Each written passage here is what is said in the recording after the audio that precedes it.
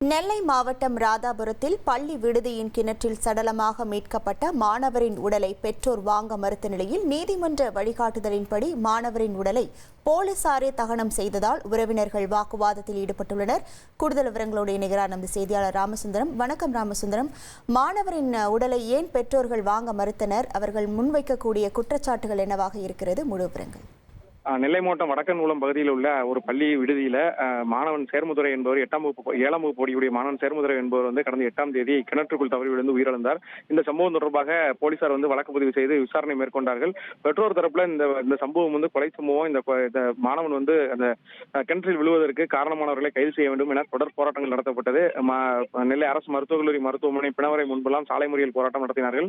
தொடர்ந்து உடலை வாங்க மறுத்து போராட்டம் நடந்தது. இந்த வழக்கை சிபிசிஐடிக்கு மாற்ற வேண்டும் என நீதிமன்றத்திலும் மனு தாக்கல் செய்திருந்தார்கள். இந்த நிலையில ஒரு 30 நாட்களை உடல் வாங்க மறுத்து 30 நாட்களை கடந்த நிலையில பனங்குடி காவல்துறையினர் மூலம் கோட்டாட்சியர் அலுவலகத்தில் ஒரு மனு செய்யப்பட்டு இந்த உடலை தகனம் செய்வதற்கான அந்த உத்தரவு பெறப்பட்டது. அந்த வழிகாட்டுதல் அடிப்படையில் பனங்குடி போலீசார் இன்றைய தினம் உடலை வாங்கி நெல்லை சிந்துபுந்திரையில் உள்ள எரிவாயு தகன மேடையில உடலை தகனம் செய்து விட்டார்கள். இந்த சூழலில் இந்த உடலை வாங்குவதற்காக இன்றைய தினம் பிணவரைக்கு வந்த ஒரு சேர்முதுரையுடைய பெற்றோர் மற்றும் உறவினர்களுக்கு உடலை வாங்க வந்தபோது உடலை பெற்று சென்று விட்டார்கள் என தெரிந்த தகவல் தெரிவித்த நிலையில் அவர்கள் அதிர்ச்சி அடைந்து மின்தகன மேடைக்கு வந்தபோது உடல் எரிக்கப்பட்டதாக அவர்களுக்கு தகவல் கொடுக்கப்பட்டது.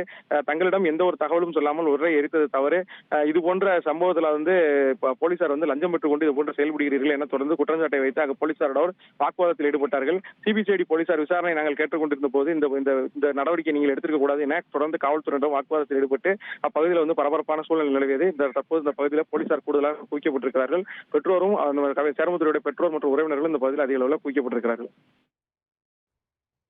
உங்கள் விவரங்களுக்கு நன்றி ராமசுந்தரம். இனி செல்லும் இடமெல்லாம் செய்தி. தந்தை டிவியின் வாட்ஸ்அப் சேனலை ஃபாலோ பண்ணினா செல்ல இருக்கும் இடமெல்லாம் செய்தி. இதோ QR கோட் இப்பவே ஸ்கேன் பண்ணுங்க, ஃபாலோ பண்ணுங்க.